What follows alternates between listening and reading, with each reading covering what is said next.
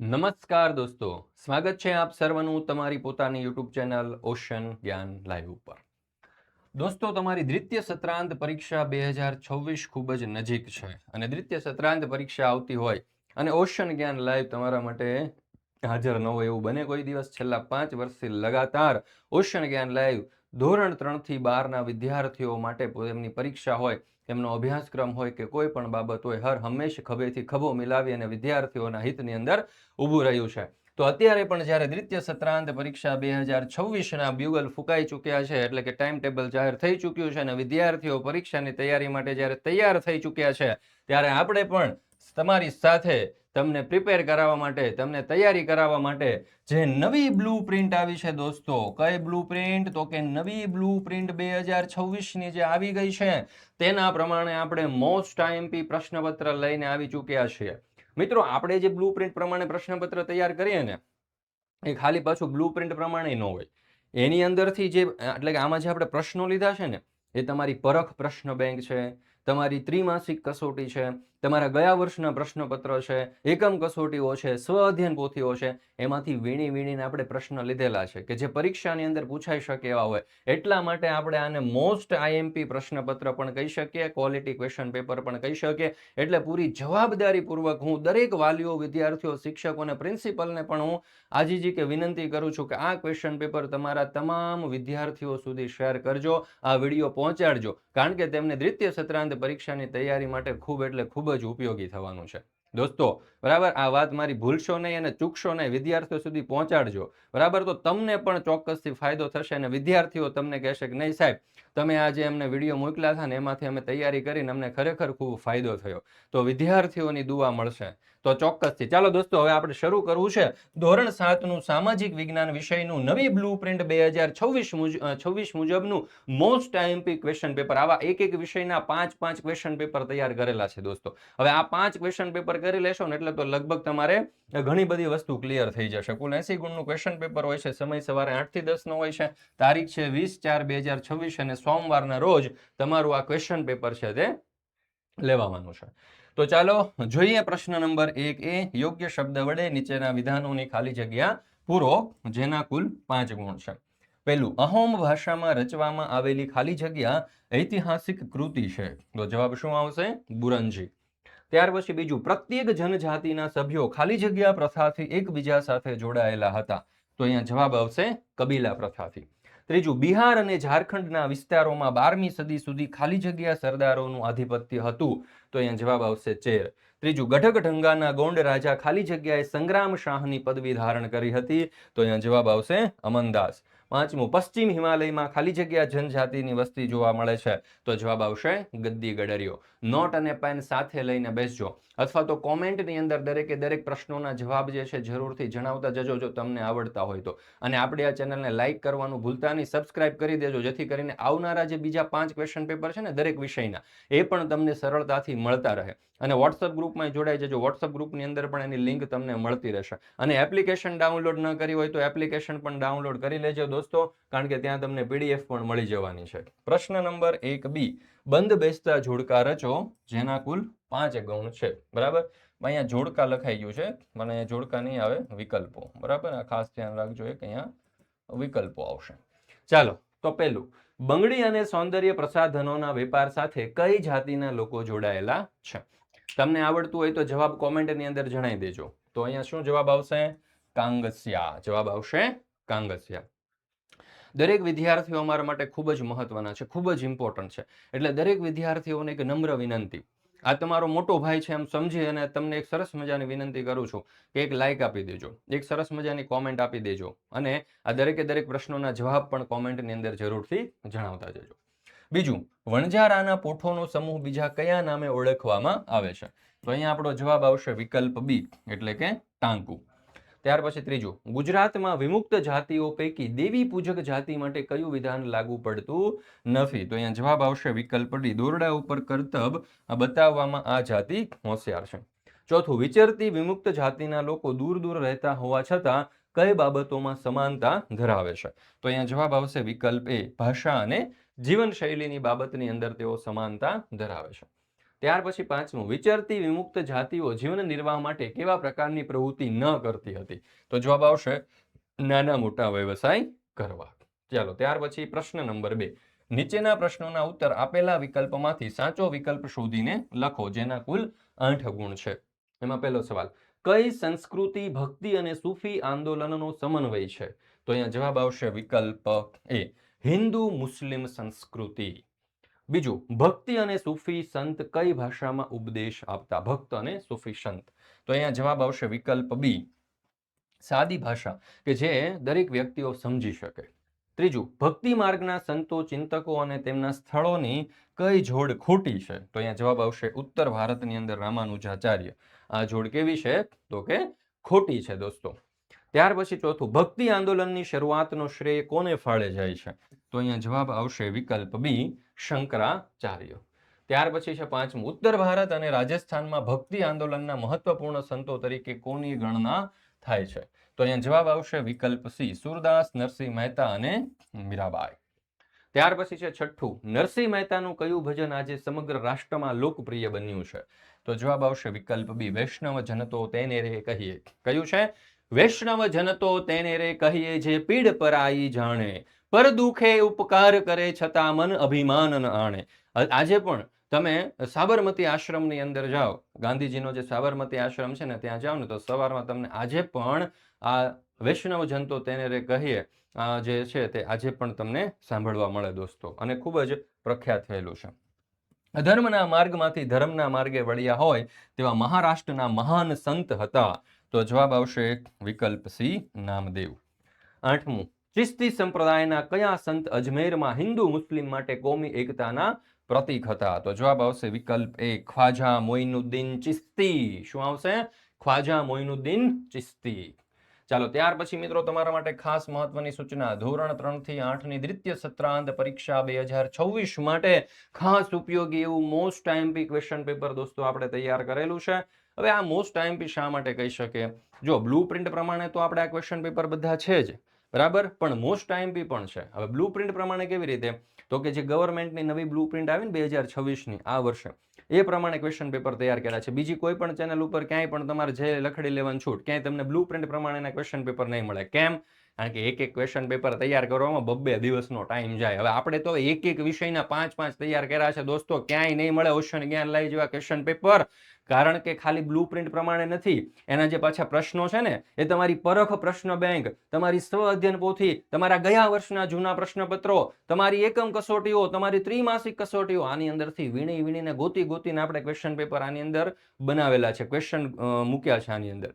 તો આવું question paper છે, એટલા માટે આપણે એને મોસ્ટ ટાઈમપી ક્વેશ્ચન પેપર કહી શકીએ, ક્વોલિટી ક્વેશ્ચન પેપર કહી શકીએ. દરેક વાલીઓ, વિદ્યાર્થીઓ અને શિક્ષક મિત્રોને પણ ખાસ વિનંતી કે આ ક્વેશ્ચન પેપર તમે તમારા તમામ દોસ્તો મિત્રો સુધી શેર કરજો, કારણ કે દરેકને ખૂબ જ ઉપયોગી થશે અને તમારી પરીક્ષાની તૈયારી માટે તમને બેસ્ટ સાબિત થશે દોસ્તો.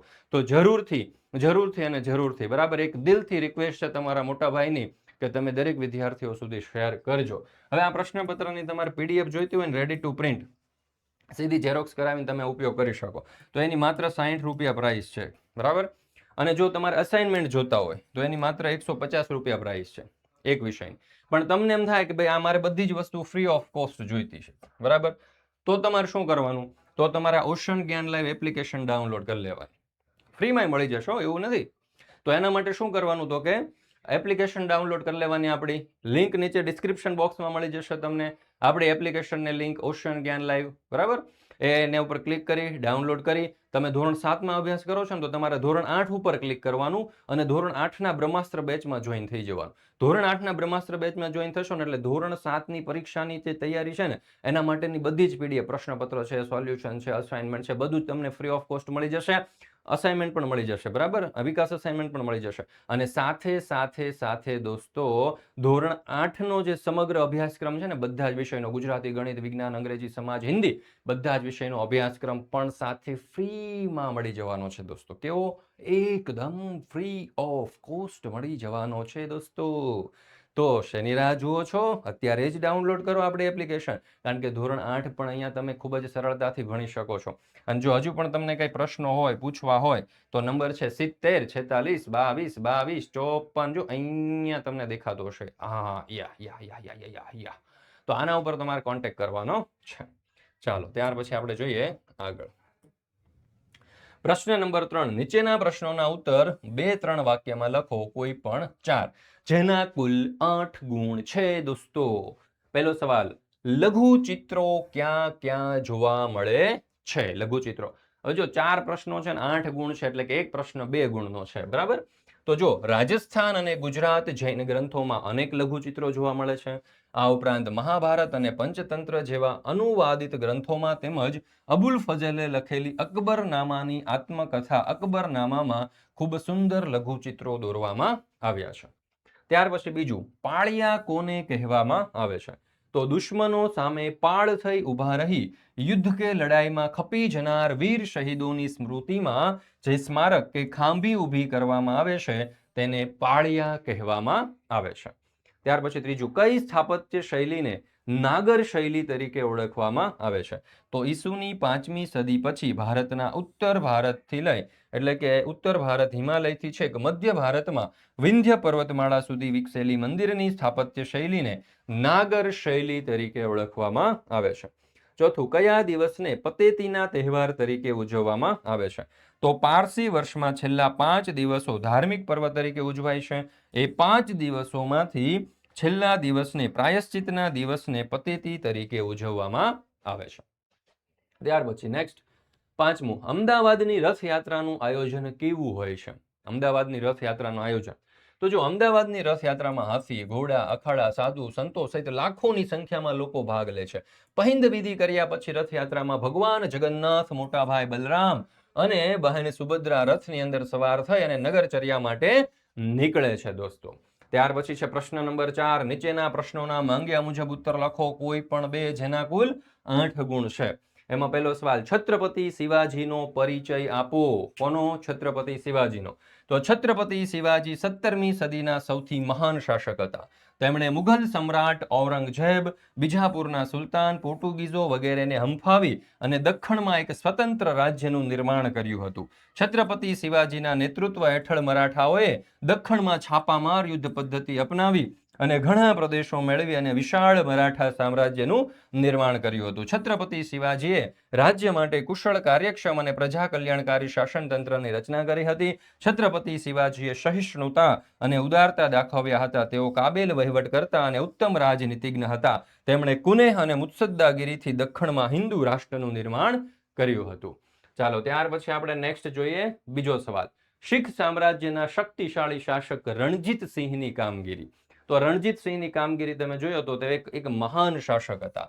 લાહોર, અમૃતસર, કાશ્મીર, પેશાવર અને મુલતાન ઉપર તેમણે વિજય મેળવી અને શીખ સામ્રાજ્યને ખૂબ જ વિસ્તાર કર્યો હતો. તેમણે લશ્કરની અંદર યુરોપિયન સેનાપતિઓને રાખ્યા હતા અને સૈનિકોની નિમણૂક કરી હતી. તેમણે તેમના સૈન્યને યુરોપના દેશોના સૈન્યની જેમ અતિ આધુનિક બનાવ્યું હતું અને લાહોરમાં તોપ બનાવવાનું કારખાનું પણ તેમણે શરૂ કર્યું હતું. તેઓ ધાર્મિક રીતે ઉદાર હતા, બરાબર, કોઈ પણ ધર્મને અપનાવતા હતા.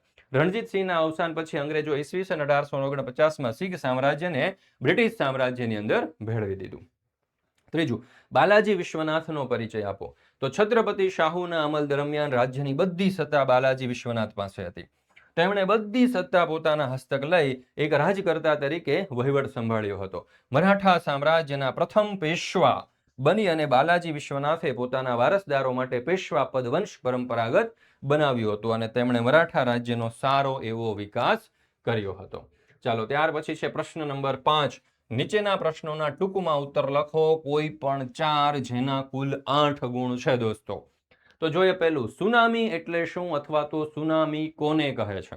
સુનામી એટલે શું? સુનામી કોને કહે છે?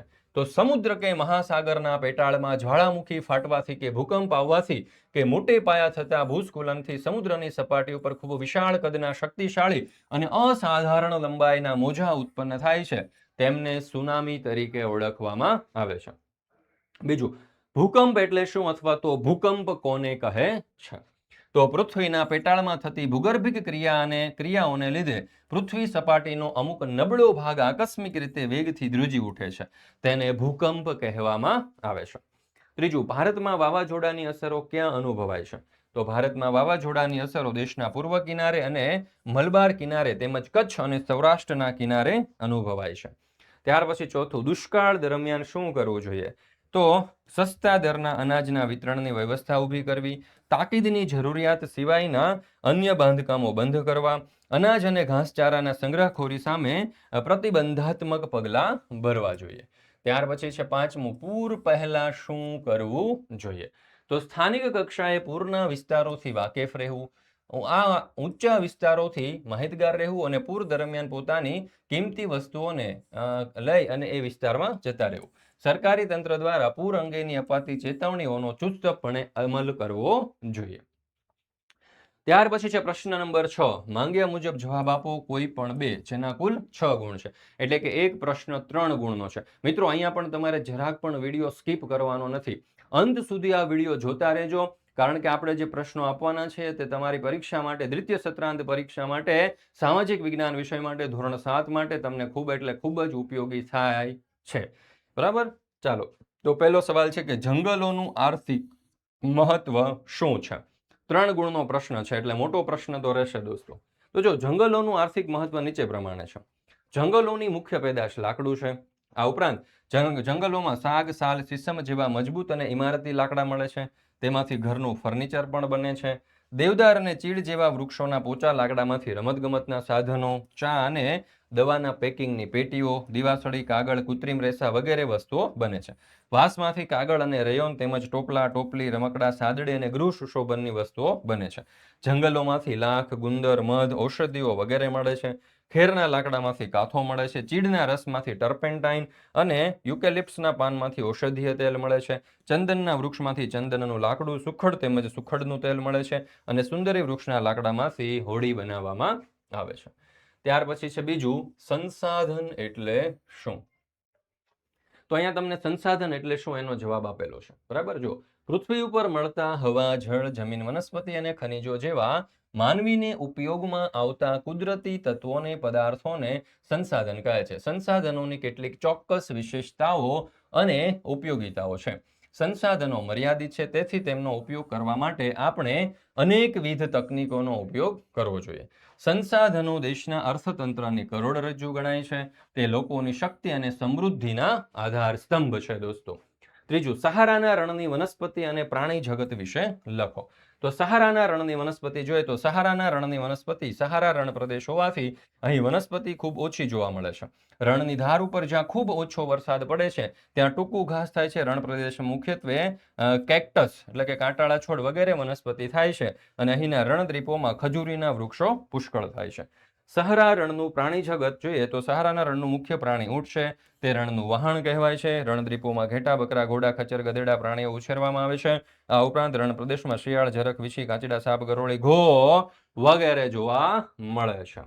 ત્યાર પછી મિત્રો તમારા માટે ખાસ મહત્વની સૂચના કે તમે ધોરણ 7 ની અંદર અભ્યાસ કરી રહ્યા છો હાલમાં, તો ધોરણ 7 ની જે દ્વિતીય સત્રાંત પરીક્ષા છે એના માટેના પેપર સોલ્યુશન, એના માટેના અસાઇનમેન્ટ એ પણ તમને ફ્રીમાં મળી જશે જો આ બ્રહ્માસ્ત્ર બેચમાં જોઈન થઈ જશો તો. એટલે કે હાલમાં તમે ધોરણ 7માં અભ્યાસ કરો છો ને, તો તમારે આપણી એપ્લિકેશન ડાઉનલોડ કરવાની છે. લિંક નીચે ડિસ્ક્રિપ્શનમાં આપેલી છે, અથવા તો પ્લે સ્ટોરમાં જઈને પણ તમે લિંક ડાઉનલોડ કરી શકો છો. એટલે કે એપ્લિકેશન ડાઉનલોડ કરી શકો છો.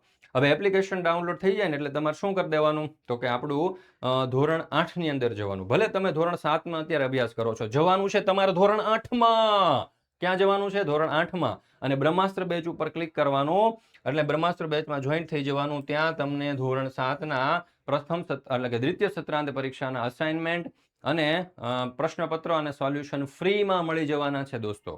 અને સાથે સાથે ધોરણ 8નો જે સંપૂર્ણ અભ્યાસક્રમ છે ને એ પણ ગુજરાતી, ગણિત, વિજ્ઞાન, સમાજ, અંગ્રેજી, હિન્દી, સંસ્કૃત બધા જ વિષયનો, અને એ પણ તમારી સ્વાધ્યાય છે, સ્વાધ્યાયન પોથી છે, તમારી ત્રિમાસિક કસોટીઓ છે, એકમ કસોટી, બધા સોલ્યુશન તમને દોસ્તો આની અંદર મળી જવાના છે. એટલે તમારે ગભરાવાની, મૂંઝાવાની બિલકુલ જરૂર રહેતી જ નથી.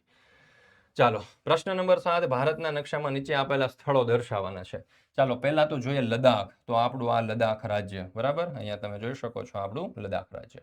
બીજું છે નર્મદા નદી. તો નર્મદા નદી તમે જોશો તો અહીંયા મધ્યપ્રદેશમાંથી નીકળે અને અહીંયા અરબ સાગરને મળે છે. ત્યાર પછી છે રાજસ્થાન રાજ્ય. તો આ તમે જોઈ શકો છો કે આપણું આ સરસ મજાનું રાજસ્થાન રાજ્ય છે, બરાબર. ચાલો, ત્યાર પછી છે કચ્છનું નાનું રણ, બરાબર. તો આપણું આ કચ્છનું નાનું રણ. પછી આંદામાન નિકોબાર ટાપુઓ, બરાબર. તો આ રહ્યા આપણા આંદામાન અને નિકોબારના ટાપુઓ. અને પછી છે બંગાળનો ઉપસાગર. તો આ બધો જે છે એને આપણે બંગાળનો ઉપસાગર કહી શકીએ.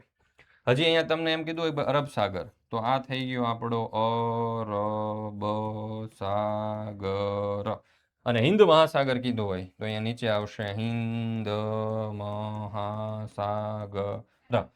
અહીંયા પછી તમને હિમાલયની પર્વતમાળાઓ કીધી હોય તો અહીંયાથી આપણે આમ આખી હિમાલયની પર્વતમાળાઓ દર્શાવી શકીએ. બરાબર, આ થઈ ગયો આપણો હિમાલય આવી રીતે. બરાબર, ચાલો હજુ બીજું કંઈ તમને હોય તો કોમેન્ટની અંદર જણાવી દેજો કે ભાઈ અમારે આ પણ શીખવું છે, એ પણ અમને જણાવી દો. બરાબર, તો કોમેન્ટની અંદર જણાવી દો કે હજી નકશાની અંદર તમારે બીજું શું શીખવું છે. પ્રશ્ન નંબર 8, નીચેના પ્રશ્નોના ઉત્તર આપેલા વિકલ્પમાંથી શોધવાના છે અને સાચો વિકલ્પ પસંદ કરી લખવાના છે, જેના કુલ 8 ગુણ છે. તો પેલું, ભારતમાં છેલ્લી વસ્તી ગણતરી ક્યારે થઈ હતી? તો જવાબ આવશે વિકલ્પ ડી, ઈસવીસન 2011માં. પછી 2021માં વસ્તી ગણતરી થવી જોઈએ, પણ કેમ ન થઈ? કારણ કે કોવિડ આવી ગયો હતો, કોરોના આવી ગયો હતો. બરાબર, એટલા માટે નહોતી થઈ. બીજું, જો ભારતમાં વસ્તી ગણતરી 1991માં થઈ છે, તો ત્યાર પછી કયા વર્ષમાં વસ્તી ગણતરી થઈ હોય? તો 91 પછી કયા વર્ષમાં થાય? 2001માં, કારણ કે વસ્તી ગણતરી દર 10 વર્ષે થાય. ત્રીજું, વિશ્વમાં કોણે સ્વર સમ્રાજ્ઞી તરીકે નામના મેળવેલી છે? તો એમાં જવાબ આવશે આપણો વિકલ્પ બી, લતા મંગેશકર. ચોથું, નીચેનામાંથી કયા ખેલાડીએ ભારતને એશિયન ગેમ્સમાં સુવર્ણ ચંદ્રક અપાવ્યો છે? તો જવાબ આવશે સરિતા ગાયકવાડ. પાંચમું, આપણા રાજ્યના પ્રથમ મહિલા મુખ્યમંત્રી બનવાનું બહુમાન કોને મળે છે? તો પ્રથમ મહિલા મુખ્યમંત્રી હતા આનંદીબેન પટેલ. છઠ્ઠું, નીચેનામાંથી કઈ મહિલાને નામે ભારતના પ્રથમ મહિલા વડાપ્રધાન બનવાનું શ્રેય જાય છે? તો એમાં જવાબ આવશે ઇન્દિરા ગાંધી. સાતમું, સુષ્મા સ્વરાજ વિશે નીચેનામાંથી કયું વિધાન સુસંગત છે? તો જવાબ આવશે તે આપણા દેશના પ્રથમ મહિલા વિદેશ મંત્રી હતા. આઠમું, સરિતા ગાયકવાડને નીચેનામાંથી કયું વિધાન લાગુ પડતું નથી? તો તે ખેલ મહાકુંભના બ્રાન્ડ એમ્બેસેડર છે, તે લાગુ પડતું નથી. ત્યાર પછી છે પ્રશ્ન નંબર 9, નીચે આપેલ જાહેરાત માધ્યમોનો પરિચય આપે. એમાં આનંદ જેન્ટ્સ ટેલર્સ માટેની જાહેરાત બનાવો એવું કીધું છે. જાહેરાત આપણે જાતે બનાવવાની છે. જો તો આ રીતે બનાવી શકીએ. ખુશખબર, ખુશખબર, ખુશખબર, આનંદ જેન્ટ્સ ટેલર. અમારા માનવંતા ગ્રાહકો માટે દરેક કંપનીના પેન્ટ શર્ટના કાપડ વાજબી ભાવે મળશે. પેન્ટ શર્ટ સફારી કોટી બનાવનાર શેરવાનીના સ્પેશિયાલિસ્ટ આઈડીબીઆઈ બેંકની ઉપર મહારાજા શોપિંગ સેન્ટર લીમખેડા. એક જોડી ડ્રેસની સિલાઈ 640 રૂપિયા. ચાલો ત્યાર પછી બીજું, પ્રવાસ માટેની જાહેરાત બનાવી આપો. ચાલો પ્રવાસ માટેની જાહેરાત કીધી તો એ આ પ્રમાણે બનશે. ચાલો પ્રવાસ, ચાલો પ્રવાસ, 2x3 લક્ઝરી બસ દ્વારા પ્રવાસ, દિવસ 2. બસ ઉપડવાનું સ્થળ હરિયાણા, તાલુકો જિલ્લો ખેડા. બસ ઉપડવાની તારીખ 18/8/2022 ને શુક્રવારના રોજ રાત્રે 10 કલાકે. ફી છે 1201 રૂપિયો. પ્રવાસની રૂપરેખા તો કે હરિયાણાથી શુભારંભ, શામળાજી મંદિર, ખેડબ્રહ્મા બ્રહ્મા મંદિર, અંબાજી મંદિર, અંબાજીમાં અંબાજી નાઇટ, ઊંઝા ઉમિયા માતાજીનું મંદિર, બહુચરાજી શંખલપુર બહુચરાજી માતાનું મંદિર. આવશ્યક સૂચનાઓ પણ ખાસ ધ્યાનમાં રાખવી. આ ટિકિટ ફક્ત બસ ભાડું જ સામેલ છે. પ્રવાસ દરમિયાન સવારે ચા, કોફી, નાસ્તો તથા ભોજન સ્વખર્ચે રહેશે. પ્રવાસ દરમિયાન કોમન હોલમાં રહેવાનું રહેશે. સ્પેશિયલ રૂમ સ્વખર્ચે રાખવાનો. યાત્રાધામમાં કે શહેરમાં બસ ન જઈ શકે એવી જગ્યાએ સ્વખર્ચે જવાનું રહેશે. પ્રશ્ન નંબર 10, નીચેના પ્રશ્નોના માંગ્યા મુજબ જવાબ આપો કોઈ પણ 3, જેના કુલ કેટલા ગુણ છે? 9 ગુણ. તો અહીંયા પહેલો સવાલ છે કે ભાઈ નિયંત્રિત બજાર માર્કેટિંગ યાર્ડ વિશે. બીજું છે મહોલ્લા બજાર. તો અહીંયા તમે સ્ક્રીનશોટ લઈ શકો છો દોસ્તો આ પ્રશ્નના જવાબનો. અથવા તો જો તમારે પીડીએફ જોઈતી હોય તો મોબાઈલ નંબર છે 7046222254. અને ત્રીજો પ્રશ્ન પણ અહીંયા તમને આપેલો છે, એનો પણ તમે સ્ક્રીનશોટ લઈ શકો છો, અને ચોથા પ્રશ્નનો પણ. તો મિત્રો અહીંયા આપણે આ ધોરણ 7નું સામાજિક વિજ્ઞાન વિષયનું દ્વિતીય સત્રાંત પરીક્ષાનું બ્લુ પ્રિન્ટ પ્રમાણેનું મોસ્ટ આઈએમપી ક્વેશ્ચન પેપર પૂર્ણ કરીએ છીએ. ફરી મળીશું મિત્રો આપણે ધોરણ 7ના દ્વિતીય સત્રાંત પરીક્ષાના એક નવા વિષયના બ્લુ પ્રિન્ટ પ્રમાણેના મોસ્ટ આઈએમપી ક્વેશ્ચન પેપરના સચોટ અને સંપૂર્ણ સોલ્યુશન સાથે. પણ ત્યાં સુધીમાં તમારે આ સામાજિક વિજ્ઞાન વિષયનું જે ક્વેશ્ચન પેપર છે ને એને ધ્યાનપૂર્વક પહેલાં વાંચી લેવાનું છે, અભ્યાસ કરી લેવાનો છે, અને હવે પછી જે નેક્સ્ટ પેપર આવશે તેનું પણ તમે સોલ્યુશન કરી લેજો. અને આ વિડીયો તમારા તમામ દોસ્તો મિત્રો સુધી શેર કરી દેજો જેઓ ધોરણ 7ની અંદર અભ્યાસ કરે છે.